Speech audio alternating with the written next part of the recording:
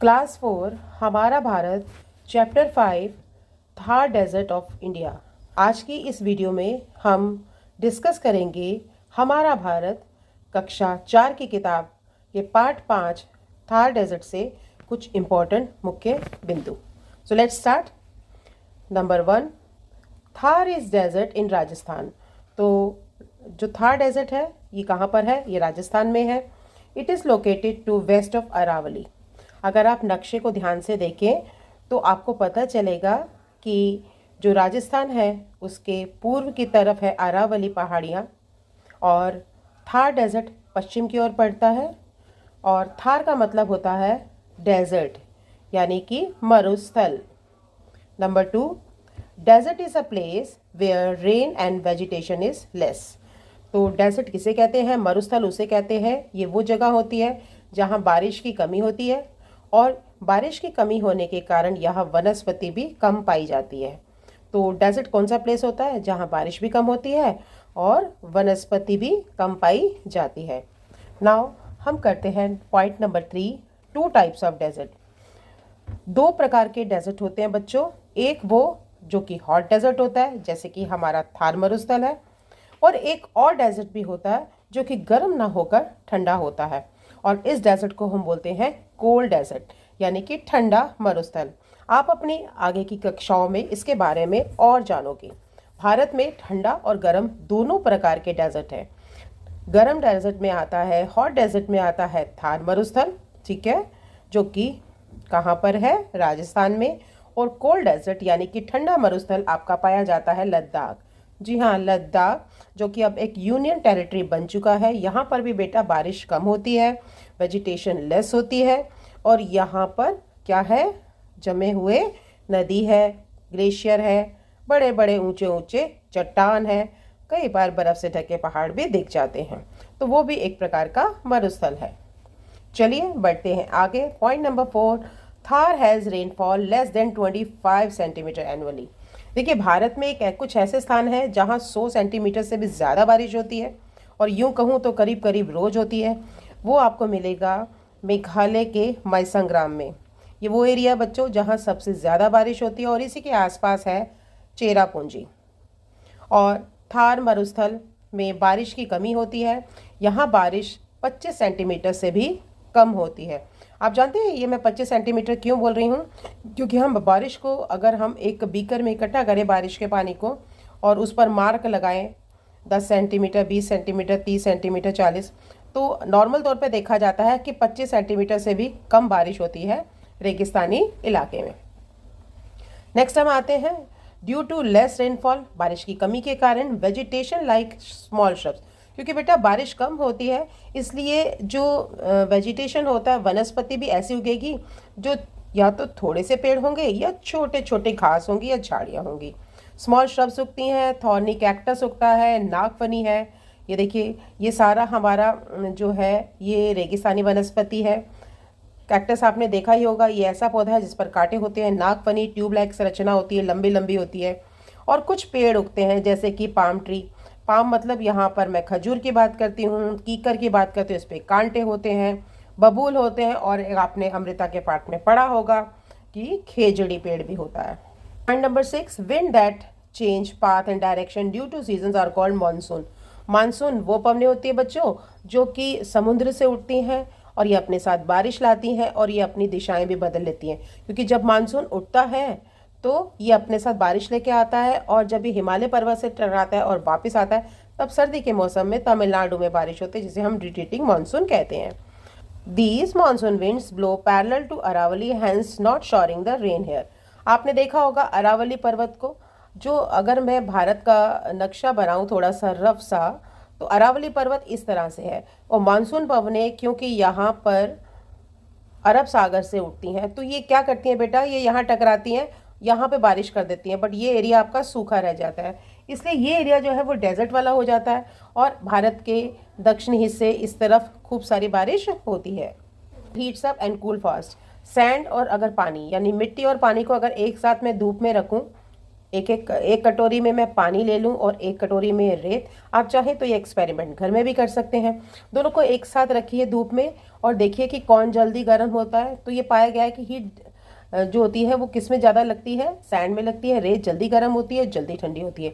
इसलिए दिन के समय it's very hot in desert, दिन जो होते हैं वो बहुत गर्म होते हैं और रातें हो जाती हैं वो बहुत ठंडी हो जाती है, क्योंकि रेत जो होती है वो अपनी गर्मी बहुत जल्दी छोड़ देती है। Sand dunes are the hills of sand that change direction according to the winds. हवा चलने से जो रेत होती है ये भी उड़ के एक स्थान से दूसरे स्थान आसानी से चली जाती है। तो सैंड ड्यून्स घटते और बढ़ते हैं हवाओं के कारण। लू is a hot and dry wind that blow at noon. लू क्या होती है? देखो, हवाएं तो हमेशा चलती है, बट गर्मी के मौसम में चलने वाली हवा जो अपने साथ और गर्मी लाए और ड्राई भी होती है ना, तो ऐसी हवाओं को हम कहते हैं लू। अब यही हवा अगर सर्दी के मौसम में चले और टेम्परेचर 5 डिग्री सेल्सियस से कम हो जाए तब हम उसे कहते हैं कोल्ड वेव, यानी कि शीत लहर। Shepherds are the people that rear cows, sheeps and goats. यानी कि शेपर्ड्स, चरवाहे क्या होते हैं? ये वो होते हैं जो कि अपने साथ क्या रखते हैं, ये और कोई काम नहीं करते, ये सिर्फ भेड़ बकरी चराना ही इनका काम होता है। और गोट से और शीप से मिलने वाले गोबर से ये अपने खेतों में इसको इस्तेमाल करते हैं। शीप के बालों से ये वूल लेते हैं और उसको मार्केट में भी बेचते हैं। तो इस प्रकार से अपना पालन करते हैं। Pattu is a colourful woollen blanket made up of camel's hair.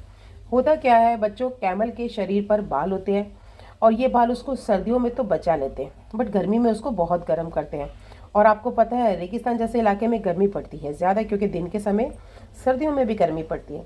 तो ये लोग क्या करते हैं कि ऊँट के जो बाल होते हैं ये गर्मी के मौसम में शेव करके उतार देते हैं। जैसे आपके पापा शेव करते हैं ना, ऐसे ऊँट के भी बाल शेव करके उतार दिए जाते हैं। उनको साफ़ किया जाता है, गर्म पानी से धोया जाता है, सुखाया जाता है और फिर उन बालों को बुनकर पट्टू यानी कि कंबल बनाए जाते हैं। और ये कंबल बहुत बहुत गर्म होते हैं। Camel camel is called the ship of the desert.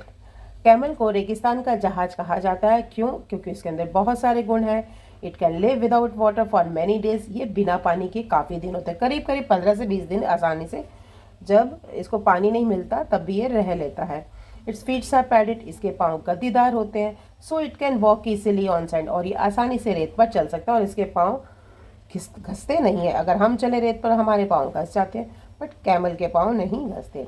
और hairs on its nose and eyes are very thick.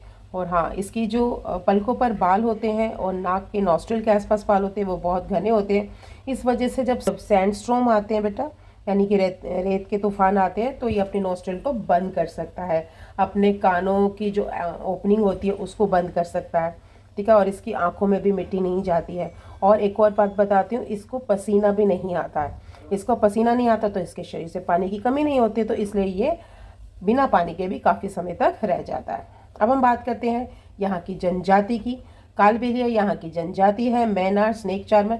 यहाँ कालबेलिया जाति के जो आदमी होते हैं वो सांपों का तमाशा दिखाते हैं, और जो वुमेन्स होती हैं they wear black ghagra and kurti और स्नेक डांस करती हैं। अब हम बात करते हैं कि रेगिस्तान में कौन सी क्रॉप बोई जाती हैं। Crops that are sown in June, July and harvested in September and अक्टूबर।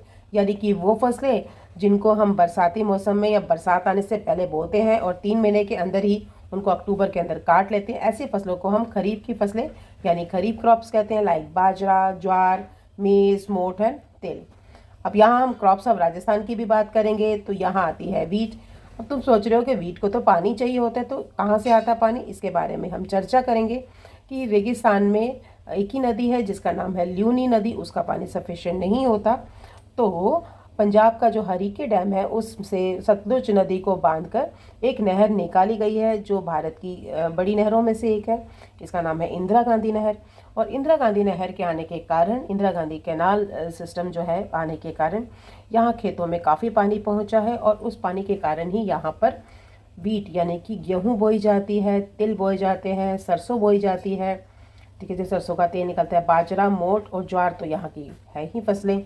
मेज़ है, ठीक है। और यहाँ की जो फेमस रोटी है वो है बाजरे की रोटी, क्योंकि बाजरा प्रचुर मात्रा में यहाँ पर पाया जाता है। नेक्स्ट आते हैं, as the water is scarce so the people here save rain water in underground tanks and use it for their animals and for irrigation. क्योंकि पानी की बहुत कमी है, इसलिए ये लोग बारिश के पानी को भी बचा के रखते हैं, अंडरग्राउंड टैंक बना लेते हैं जिसमें पानी स्टोर होता है, और ये पानी वो अपने जानवरों के लिए इस्तेमाल करते हैं और सिंचाई यानी इरिगेशन मतलब सिंचाई के लिए इस्तेमाल करते हैं। नेक्स्ट आते हैं हम पॉलर वाटर। पॉलर वाटर क्या होता है? ये बारिश के पानी को हम पॉलर वाटर कहते हैं। फिर दूसरा पानी आता है वाटर। बच्चे अक्सर इसमें कंफ्यूज हो जाते हैं, तो इसको आप कैसे याद करोगे? आप डब्ल्यू से याद कर लो। डब्ल्यू मतलब वेल, वेल मतलब कुआं, और कुआं मतलब ज़मीन का पानी। तो इस तरह से भी आप याद कर सकते हो। तो जो वॉकर वाटर है ये अंडरग्राउंड वाटर होता है, जो ज़मीन में काफ़ी नीचे की ओर होता है। और राजस्थान में वाटर जो होता है that is more precious than milk. अगर उनके यहाँ कोई भी मेहमान आता है तो वो पानी की बजाय दूध देना प्रेफर करते हैं। नेक्स्ट आते हैं हरीके डैम। जैसे कि मैंने अभी चर्चा की थी, हरीके डैम जो है वो कौन सी नदी पर है? वो सतलुज रिवर पर है, और यहाँ से इंदिरा गांधी कैनाल निकाली गई है। और लास्ट पॉइंट आता है कि राजस्थान की एकमात्र नदी कौन सी है? राजस्थान में एक ही नदी बहती है बेटा, और ये कच्छ के रन में ख़त्म होती है। इस रिवर का नाम है लूनी रिवर। क्या नाम है इसका? लूनी रिवर। और ये ड्रेन किस में होती है? रण ऑफ कच्छ में होती है। ये समुद्र में नहीं मिलती है।